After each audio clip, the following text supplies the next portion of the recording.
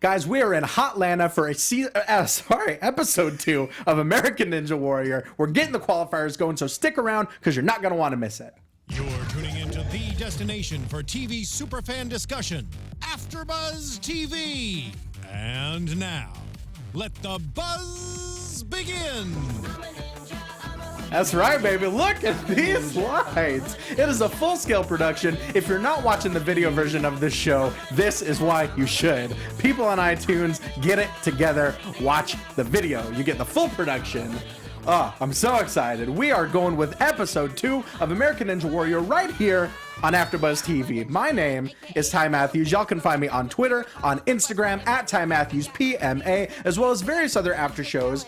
Our fabulous co-host, Alexander Rodriguez, is out this week. He will be back next week, but as always, the ninjas got him. We knew it. We knew they would come for him after that first episode. Yeah, we're going to have to mount a rescue mission. It'll be fine. They said, we do not think this is funny. Exactly. Yeah. It was a lot. You know, we wanted to get it on the show. A lot happened, guys, but we'll get him back. He'll be back for episode 3, but of course, similarly lovely and talented co-host. Thank you. Not similar.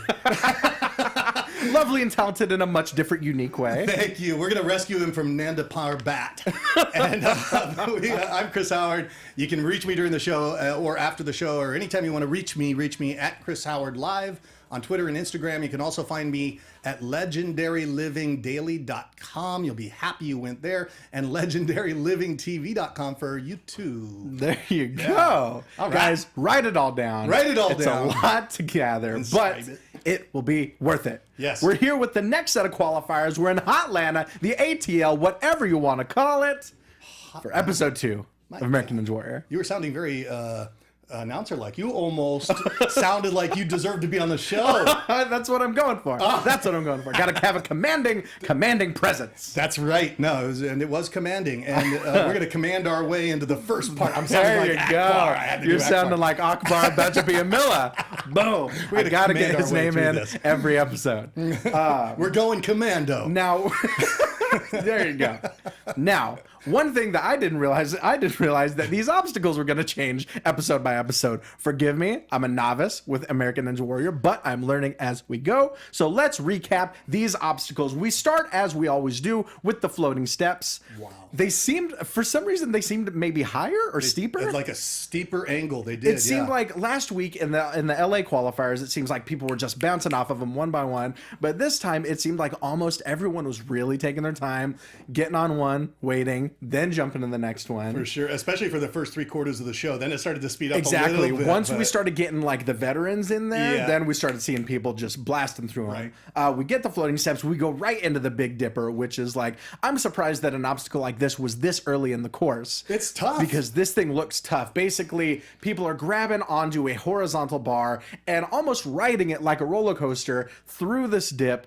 The dip goes up, launches them towards a cargo net, which they then have to grab onto. I do that every day. What are you talking about? Just the weight of that bar going down that first dip has just got to, I mean, as we see, it does a lot of people in. Yeah, it looks like a trapeze bar. So exactly. Holding on to that. And it did do a lot of people. The weight is where they lose it. Sure. There's a lot of strategy there, as there always is. Next up, we got the block run, which is basically, we've got a series of rotating blocks arranged all in a line that our contestants have to run across the top of. And you can't be a blockhead on the block run. You've got to cross those steps fast. You can't let it block your progress. You can't let it block your...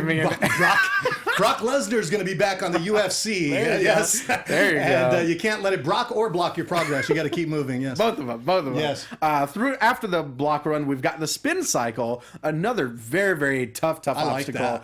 Basically, it's these 3 rings that people have to hang from. All of them are spinning in opposite directions, so they've got to really practice their body movement, their momentum, all of the positioning, all of those things. Yeah, and this isn't any 3-ring circus. This is a 3 rings. Killing it. Well, I'm reaching out to Akbar. I want him to. I want to feel like we're on the same page. So the game. We want front row tickets for something back here, and Ty and I are gonna fly out there. We'll make all the puns you want. Yeah, that's we right. love wordplay around these parts. We're gonna be punny all night long.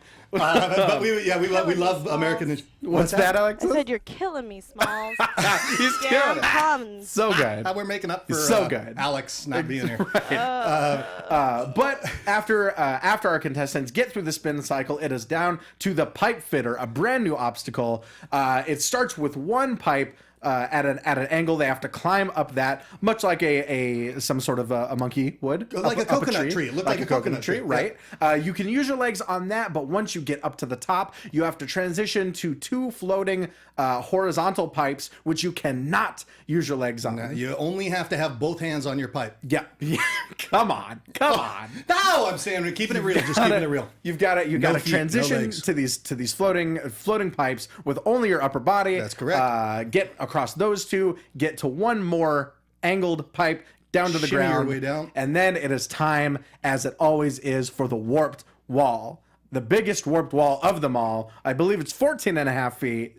Yeah, I think and it was how many feet higher than the last time? Well, it was 14 and a half feet. Yeah, it's This significantly sucker's high, higher. yeah. Significantly higher than the previous warped wall, which was already giving people trouble. So basically, long story short, we've got a whole lot of trouble in store for our American ninjas this season. Absolutely, this season is amazing, and we got a little bit of feedback on the YouTube video saying, "I wish that we'd watched past seasons." You know, the hosts, but you enjoyed us, so we appreciate that. We'll respond on those. Good. Yeah. There's a lot of content. This was kind of a last minute show thrown together. We love it. You got to forgive us for that. We will do our homework. We're catching up because who was the person that you mentioned last week that went viral? Casey Catanzaro. I'll tell you what, I went and I watched that video and she was awesome. Absolute money. Awesome. So she will be competing later on this season. You got to watch out for it. Let's start things out. We start out with Danny Gallagher, an app developer from Cary, North Carolina. I mean, this guy, he's like, I love the way that Akbar describes him because he's so sloppy. He's just all over the place on every single obstacle. He almost does a split coming off the Big Dipper. I mean, this guy's all over the place, but he's still managing to get through these obstacles. he's a typical technology person. He's staying up late at night, drinking lots of Coca-Cola. You don't have to have perfect form as long as you get through these obstacles. Right? And this app developer had to develop his way all the way through the course and take it to the end. Incredible. I mean, he's splitting it, he's face planting it, he's struggling on the pipes. Akbar's telling him to wrap that sucker like a burrito. I love Akbar. I love his analogies. But he ends up losing it, he almost loses it on the block run. He ends up losing it on the pipe fitter, as we see a lot of people do. It's a tough one. It was very tough. I think they finally found the strategy toward the end of the show, but in the beginning they were working it. Not many pipes fit here tonight. There you go. Nailed it. Next up, we've got Michelle Velez, our single mom, only 5'2", but still killing the game. I mean, she's got some guns on her. Her arms looking huge. She is an experienced pole vaulter, just like Jessie Graff, just like Megan Martin, other contestants on Ninja Warrior. And it's, she's competed in the Pan Am Games. Looked like she was making a real good run, but it was that Big Dipper that absolutely demolished her. I mean, just the momentum sent her flying into that pool below. Yeah, she didn't have a very good grip on that pole, but she did. She did very well. She had a lot of energy, a lot of excitement. Absolutely. In her run. Yeah, absolutely. And you have to have energy. But too much energy could be a detriment, which we will get into later on. For sure. But speaking of energy, let's talk about Bootie Cothran and the Bootie bandwagon. Bootie! Because this dude is awesome. That's right. This guy is 5.5 feet tall, 110 pounds. He's out there showing that size does not matter. But I mean, he's got his bandwagon. He had his bandwagon. He had the people there that were cheering him on, and he had it down. Mm-hmm. And it makes you think that if you are lighter and more wiry, that there's a good chance that you could do pretty well on this if you've got the if you've practiced, if you've worked it. Right. He ends up on the pipe fitter. He starts going backwards, which we see is not the best strategy to go about it. He's gotten up that first angled pipe. He's looking over his shoulder, and it's a tricky move. If you're going up the angled pipe facing up, that's going to make it that much harder trying to turn around. All about the booty. You do not want to take it from behind. You don't want to. You want to ease.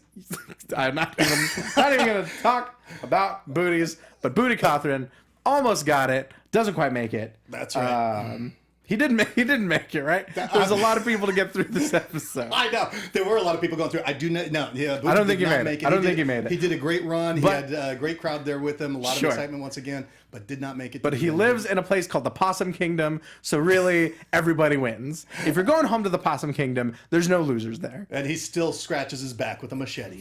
Exactly. Bootie is the best. That's right. During the break, we've got a violent landing from James Bartholomew. I mean, the Ninja Warrior landings aren't quite as violent as, say, like the Wipeout landings. It's not like what you see in the ninja movies. Exactly. It's not smooth and didn't take it in the face. They can't all be zingers, man. Yeah. They can't all be zingers. Now, what happened in Wipeout? Because you did that show before, yeah? Well, Wipeout, I didn't do the after show, but Wipeout is like... Wipeout is a course similar to this, but it's sort of designed for people to fail. Wipeout. Yeah, exactly. It's not quite as elegant or as ninja-like as the American Ninja Warrior course. Still very fun to watch. A lot of boxing gloves, springing out of walls, Acme style. Oh, that's great. It's pretty awesome. That's funny. That's like a cross between Jackass and American Ninja Warrior. Sure. There you go. Well, I think we have a new show. I miss NBC. I miss Wipeout, CBS? guys. Let's get into the colossal ninja. I love that, like, American Ninja Warrior, we talked about it a little last week. Yeah. Everyone's got their own personas. Last week we saw the Papal Ninja, we saw the Island Ninja. This week we saw the Family Ninja. We see the Colossal Ninja at 225 pounds. Big guy. I got a question for you though. What ninja would you be? Oh man. I feel like I would be the flannel ninja. The flannel ninja. I have my closet is kind of like a cartoon character where it's just different variations of flannel, and that's kind of about it. So I think that would be my. You get like name badges. You'll be the flannel ninja. I don't know what I'll be though. There you like, go. I don't know. The legendary ninja. The legendary ninja. Yes. There we go. Thank you. But Colossal Ninja. The Colossal Ninja, Ralph Cordero, he's here to break the mold at 225. At his max, he was 260. He's not a small guy, but he's showing just like Bootie, but on the other end of the spectrum, size doesn't matter. His whole body is big, not just his booty. Yeah. Exactly, not just his booty. And he's one of those guys that took a long time on those floating steps. He jumps to one, gets his bearings, takes a break, jumps to the next one. He's not going for the time of the night. Right. Exactly. He's supposed to make it through there. Yeah. But once again, that Big Dipper, it's the velocity and the pressure of his hands on the bar just ends up cannonballing right into the pool. And we saw that a lot. You either see it on spin cycle where any of the hanging movements, if they get a lot of body weight. Right. Well, and it's like we talked about with the I-beam last week. You know, there's only so much that you can do when you're hanging from your fingers and your knuckles. Yeah. So you weigh 260 pounds versus Bootie who weighed 110. And we get, right. And so just the velocity of coming down on that Big Dipper does him in just like it does anyone else. Yeah. Up next, we've got Stephen Brickhouse. He's a baggage handler from Orlando. I love Stephen Brickhouse. Yeah, he was cool. Love that his dad was in an accident, ended up being paralyzed from the waist down, but he's got this wheelchair that's like hydraulic. It's got hydraulics in it, and it's like this like go-go gadget wheelchair where he can mow the lawn, he can wash the car, he can do like so many different things just from this chair.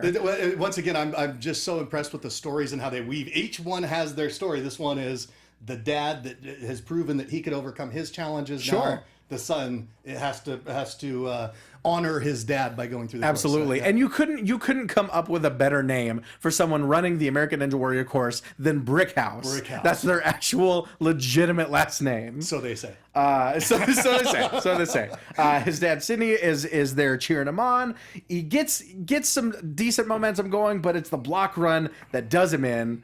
I mean, it's a tricky one. We saw people, skipping blocks on that one. We were both watching it. We were looking at each other going, how the hell did they like, if you took 2 or 3 steps and went really, really fast, it seemed to be your only chance. It's all about the speed. If you just book it across and don't even give those blocks a chance to turn, you might have a chance. Yeah, if they turn, they're going. I mean, if you stay there for anything longer than no seconds, right? Exactly. They're going to turn and you're going down. Yeah. Up next, we've got Erica Cook. Only 5 feet tall. It's people from all different walks of life, all different shapes and sizes. She was cooking tonight. 5 feet, 120 pounds, straight out of Gainesville. As she's participated in Team Ninja Warrior before. She was one of the first women to make it up the warped wall. And I mean, she's got these once again. She's got these arms on her. That's just I think it's the shorter statured women that have these hugely built arms that really help them with obstacles like the Big Dipper. Yeah, and most women wouldn't want you to say, "Hey, you've got hugely built arms," but they work here. I mean, right? they're not like cartoonishly gigantic, but No, they're not like Popeye. they're so strong. They're so strong, and it really helps them. Well, Gainesville didn't need to eat any spinach to gain in this competition here tonight. She was rocking. She gets through the Big Dipper, barely makes it across the block run, but it's the spin cycle that spins her out on this course. Oh, nice! That was like a tame one. That was like a level one wordplay. No, we can spin that to be anything we want. Now let's talk about Casey Sahaki. I mean, a lot of people to get through, but we'll get through them because everyone's got different stories. You got to talk about everyone because everyone's got a different angle and a different story behind them. Right, absolutely. Casey Sahaki from Tuscaloosa. He's got his 85-year-old grandfather as his inspiration. His grandpa's a welder. They make obstacles in their own yard. Together. I mean, Yeah. it's a heartwarming story if there ever was one. Now I got to ask you, what do you think? Do you think that they must cook their own story up and then submit their tape with their story? That's what I got to think. Yeah, So that's part of it. yeah. It's like the network is buying the story as they come in, and that's pretty amazing. So this one is the grandfather and the grandson who are bonded together by this common affinity to building stuff. Exactly. And helping- It's on American Ninja Warrior. It's not enough to be an athlete. It's not enough to be an incredible obstacle course runner. You have to have something that you're fighting for. Right. You have to have something that's pushing you, that's motivating you. Yeah, because the one guy said he was trying to get on there for 4 years before he was finally on. And not even a callback in that case. Yeah, nothing. After 4 years. And he said, "I guess you don't want somebody who's going to win." But We'll get to that. We'll get to the king of the obstacles. I don't mean to do any spoilers, but so these guys, the grandfather and grandson. Yeah. I mean, just tremendous upper body strength from Casey Sahaki. He's the first one of the episode to get through the pipe fitter, the first one up the warped wall. I love as soon as he grabs the edge of the warped wall and he knows he makes it, he turns and mugs to the camera because it's only showmen that make it on American Ninja That's Warrior. right. The more show. Exactly. Yeah. Exactly. Yeah. Just mean mugging for the camera. Makes it up. He's the first to finish the course of the episode. It's the warped wall is 6 inches taller than it was last year. 6 inches taller. Yes. And Yes, size yes. does matter here, ladies and gentlemen. Absolutely. Yes. We talked to Grandpa Emmett after the course, and he says, "I love this quote." He says, "Together we can do the impossible." That was neat. That is what American Ninja Warrior is all about, because these obstacles are nothing if not impossible. Are they impossible? You and I could do that. I mean, We're all over that. Give us enough time. Yeah. We could do it. Let's get into our dentist, our dental ninja. This is funny. This guy, Rodolfo Rogos, he's originally from Cuba, moved to West Palm Beach. I love his method of training. Like, another thing that we get from these video packages is that everyone has their own methods of training and of preparing for Ninja Warrior. And this guy, he's not only a dentist, but he trains by just straight up climbing trees. He's chasing chickens. It's like a Rocky montage That was neat. That in was his really backyard. Neat. Yeah. Yeah, no, and he had his own obstacle course built in his backyard, which I'm thinking that there's some we've seen that a couple of times with people that did really well, had their own obstacle course built, and they would practice on it all the time. I think that's something you and I should do if we want to be serious about qualifying for this. Obviously. Okay, obviously. I mean, they're AfterBuzz hosts, and they train together, but they're here, and we could be like at the end, like the two roommates. Exactly. See, the story writes itself, guys. So, but this guy was what impressed me about him was how he showed up in his dentist outfit. Just sometimes you got to do an obstacle course in your scrubs, you know. I love his dismount off of the. I think it was off the Big Dipper. Just the dismount was so graceful and so like almost motionless. I'm thinking about it. I can't quite remember. He's so tall. Exactly. He could have just reached his legs over to the other side. And that's they talk about that on the I think it was the spin cycle. Yeah, the spin cycle. He's got such span and such reach. Yeah, Wingspan, exactly. And he reaches across, makes it across those rings like it's nothing. Another beautiful dismount right off the pipe fitter, but it turns out he just doesn't seem to have enough traction to get up the warped wall. that first step, it almost sounded like, I hate it, but it almost sounded like a cartoon where it's like someone's like running in place, right? Because it just seemed like he could get no traction on that wall. Yeah, and it's a hard thing. It's hard to tell what makes the winning run on that, because some people, the people that do it well, right, make it look so easy. Oh my God, effortless, effortless. Like, how the hell did they just do that? Right, and we'll get into that. Yeah, but he wipes his feet off. He tries to get it, but he ends up using his 3 tries. Can't seem to get up that warped wall. But made an impression. He's a dentist and a ninja. You don't always get that combination. Ninja. I don't know if you'd want to go see him. I think it might be warped. Let's get into Mike Chick. Mike Chick is one of my favorite stories because this guy's a district attorney, but where you might think, a district attorney is stuffy and serious, No, this guy is a magician. He's a dancer. This guy's a jack of all trades. He likes to handle the stress by relaxing and having fun and making jokes and screwing around. Absolutely. He's a ninja lawyer. He's not a ninja warrior, he's a ninja lawyer.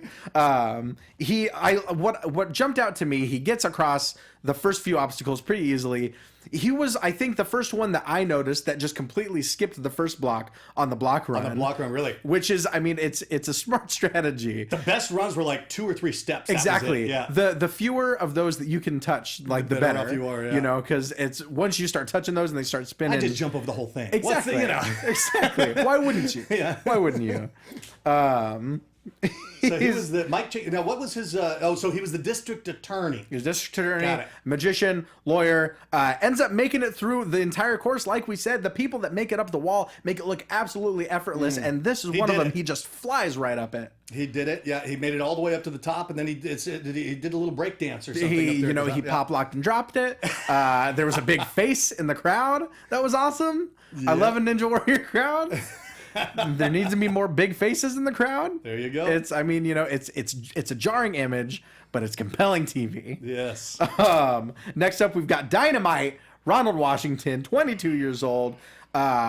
Let's see. He was a star wrestler. He comes from a wrestling background. His father was for 8 years, right? No. That was different. That was different. Right. That was professional wrestler. This guy was like an NCAA style wrestler. Oh wow. Yeah. So that it makes sense that he was able to grip a lot of these obstacles. We saw him busting people out on the ocean. So he was a game warden or something. I think so. Like that? I think so. He was 22 years old, and he would catch people whether they were poaching animals or whatever, or illegal fishing or running narcotics in their boats. And, Exactly. He looked like a tough guy for 22 years old. He looked like you wouldn't want to get pulled over by him if you were in a boat. Right. I wouldn't have guessed 22. I wouldn't have guessed 22. A little chip on his shoulder or something. one of my favorite Akbarisms, JJ Walker would be proud because Ronald Washington is dynamite.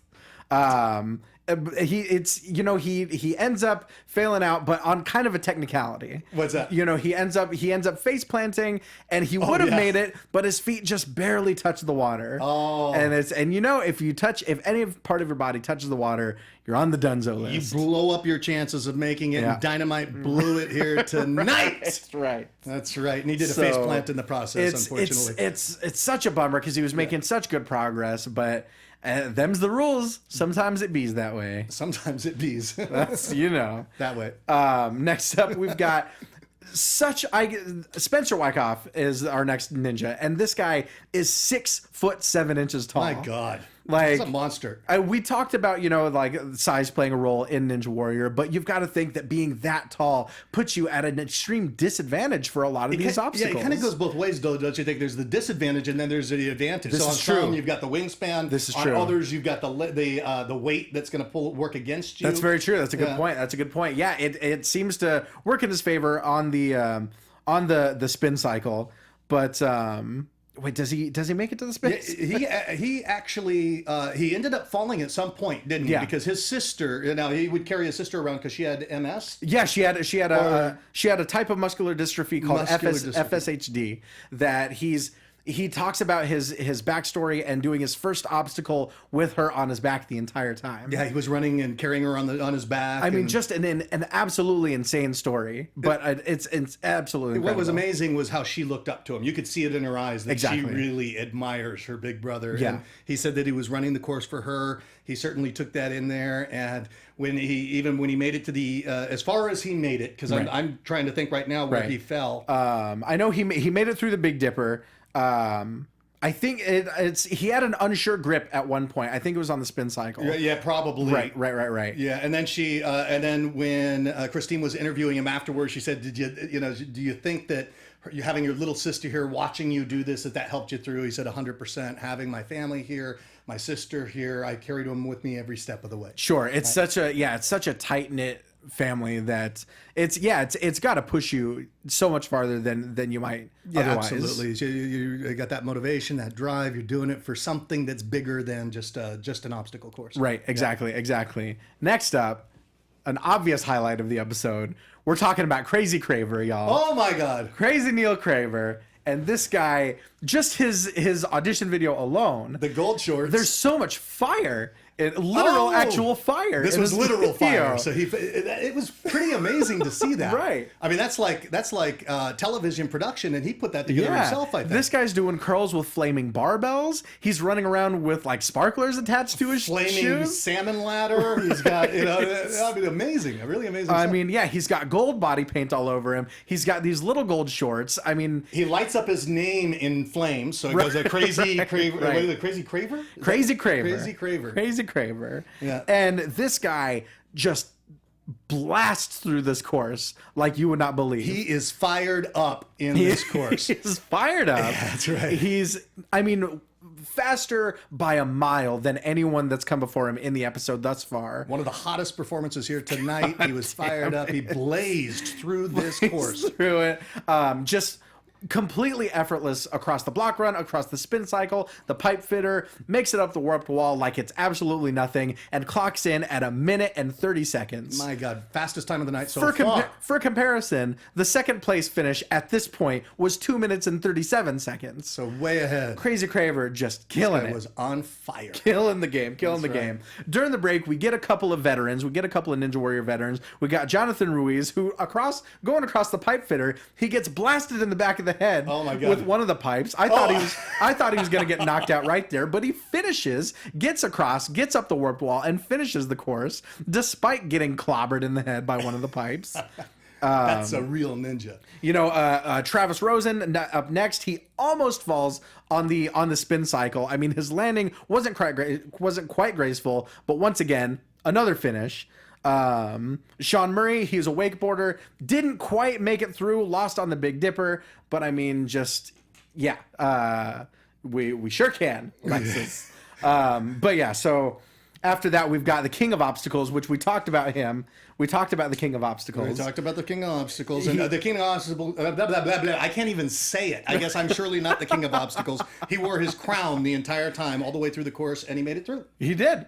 Still with his crown on his head. Mac Rush, his dad, a professional wrestler from the 90s, and looked every bit the part. He did, too. I mean, just these piercing blue eyes. Sure. And the times keep getting beat. It does seem that way. It sounds like a great diet. We went up to Universal Studios the other day, and we saw that they had these boxes in the candy store that has the oversized things. They had these boxes of cereal, and it says no actual cereal added to mess things up. It's like like Lucky Charms has all the marshmallows, and it was just full of marshmallows. These boxes, no cereal added to dilute the goodness. Incredible. But he makes it through. His grip looked like it was slipping a little bit on the Big Dipper, barely makes it across the block run. But the thing that jumped out to me about Josh Phillips, the family ninja, was his form on the spin cycle. Like his body was completely rigid, just up and down. Even as he was swaying, his legs moved in perfect synchronicity with the rest of his body. And was he the guy that looked like Tarzan? There was one that looked like Tarzan that was just, it might have been the taller guy that looked like Tarzan. Yeah, and then he ended up falling at the end. I think that's what it was. And this guy just went right across. Yeah, so he gets across. He's got good form up until the pipe fitter, and his grip is just a little bit too weak. Ends up falling 18 feet into that. Bitch and tattoos. Yeah, and she's doing these one-arm pull-ups. Yeah, I turned to Ty. I'm like, can you do those? And Absolutely he's like, not. No. I'm like, I don't know if I could either. And she's doing it like nothing, right? Exactly. Lies in deceit, Ty Matthews. I think you can do it. Look at those arms. We're gonna take him with a field team, and we will find out if Ty can do this. We'll bust that myth, guys. Yeah, we'll bust that myth. But she's got so much energy and she's so fired up, and it makes me wonder if that might be a detriment. Well, it looked like she blew her load, for lack of a better way to say it. Yeah, but you know what I mean, Classy. Right. Well, come on, Alexis. Phrase it. I had to do it. Phrasing. No, but it looks like she blew her. What do I say? No, it's fine. I'm just messing with you. Okay. No, she blew her load. She did. And she blew it early on. Off of the after the Big Dipper, she's super fired up, and it looks like she's almost expelling a little too much energy, because by the time she gets to the pipe fitter, you can see it on her face that she knows that she doesn't have it. She hits the second, so she climbs up the one pipe fine. She's sitting on that pipe, and that's when I turn to you and I'm like, can she go backwards and just sit on the first one for a little while? Right. Because she needed the arm straight. And Exactly, yeah. You knew she wasn't going to make it. Yeah, once her arms straighten out completely, you see her face, it wasn't going to have it. But boy, was she good up until that point. Absolutely. Really, really killing it. Yeah. At 5'9", she was also the tallest female of the night. Yeah. Next up, we've got Kenneth Nibatalo. His daughter Hazel has congenital nephrotic syndrome, which basically means her kidneys don't work. So once again, huge stakes motivating people. Right. A lot of people might pass it off as just like a silly TV show, but this is it means a lot, and it symbolizes a lot for these people. Oh, for sure. And you see it in their faces when their family's running alongside the course, looking at them, and it's like, go for it. The wife was there. Hazel couldn't make it. The daughter couldn't make it. They just brought her home from the hospital, and he had to train at the hospital. They lived at the hospital for 11 months, and I love how he describes it as it's basically just a big playground. Yeah. The I'm not sure what you call it, but the side of the stairs that he's climbing up. Yeah. Side of the stairs, the thing that hangs over the entrance to the parking structure. Like an awning or something. He's doing pull-ups off of that. Just really making the most out of your surroundings. Very much Rocky, the guy chasing the chickens. All of this is how Rocky can your story get. Exactly. Almost, it looks like his legs were so high on his landing off of the Big Dipper. It looks like he was almost headed for a backflip.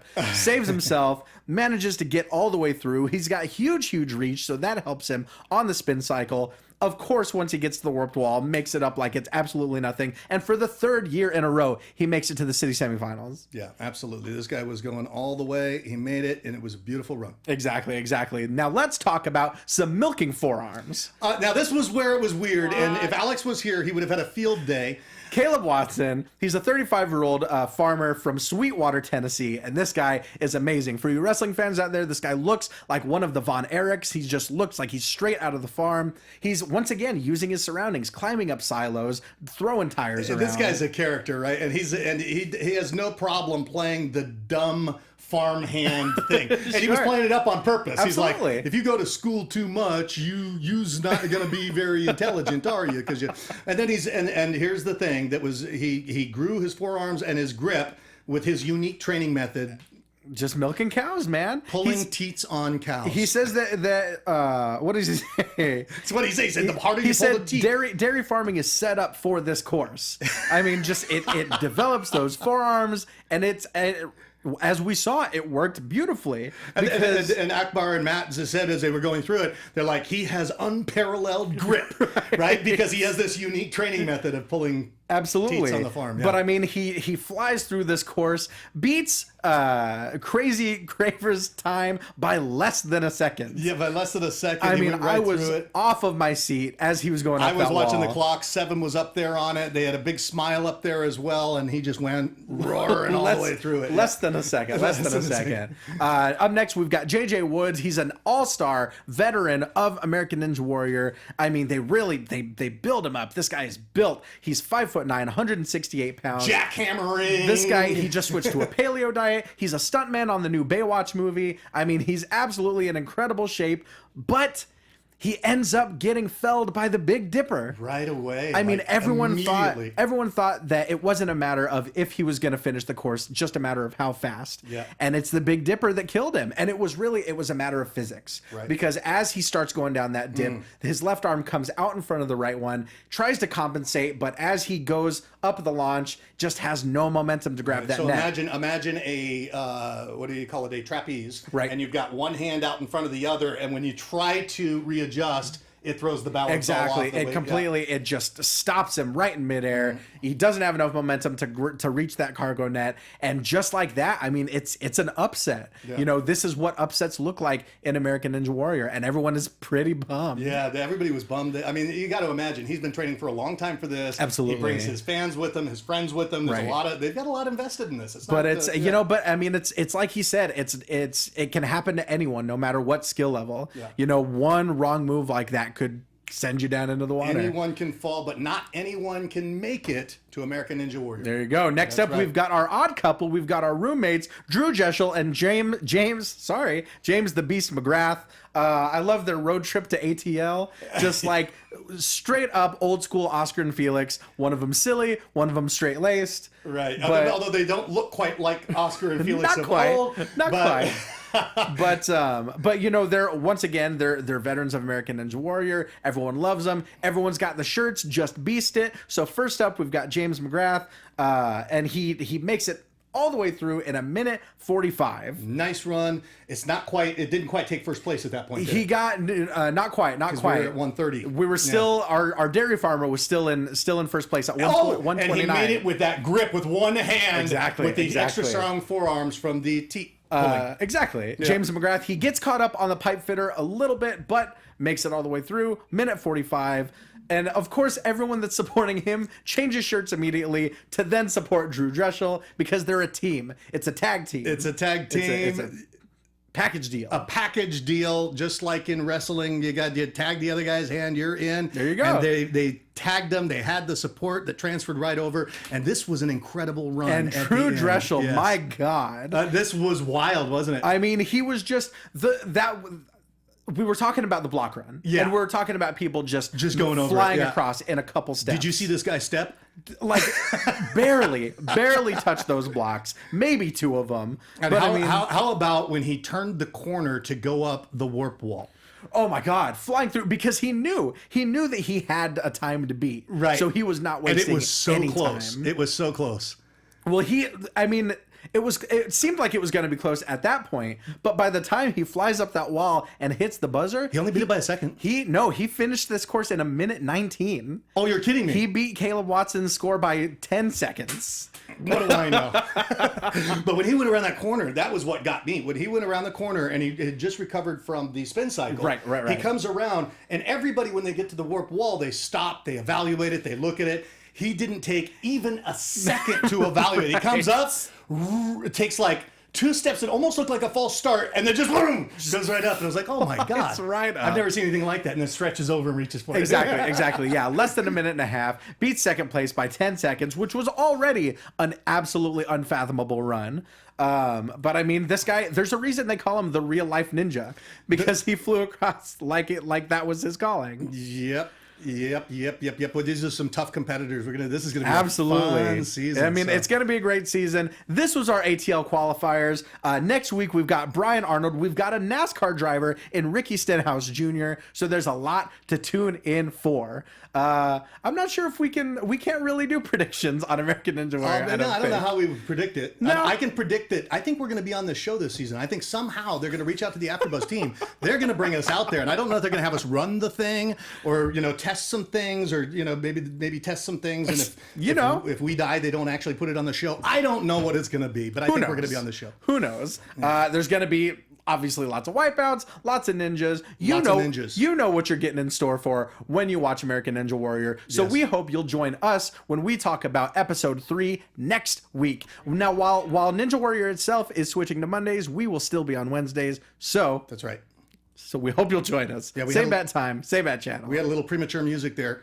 And all right. the only thing that worse than premature music is premature closure. So we're here and we're closing up the show now. We're closing with it up. The music. We're hitting the wrap it up box for you Chappelle Show fans. Chris Howard, where Howard. can they find you? At Chris Howard Live on Twitter and Instagram. I'll keep it short and sweet.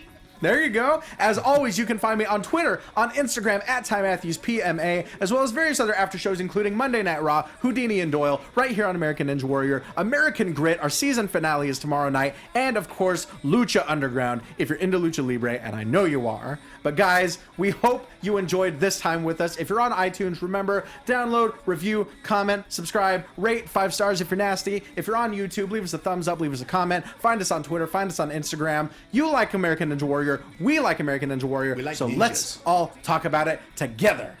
But until next week, guys, we'll see you later. Peace. From executive producers Maria Menounos, Kevin Undergaro, Phil Svitek, and the entire AfterBuzz TV staff, we would like to thank you for listening to the AfterBuzz TV network. To watch or listen to other after shows and post questions, be sure to visit AfterBuzzTV.com. I'm Sir Richard Wentworth, and this has been a presentation of AfterBuzz TV. Buzz you later. The views expressed herein are those of the hosts only and do not necessarily reflect the views of AfterBuzz TV or its owners or principals.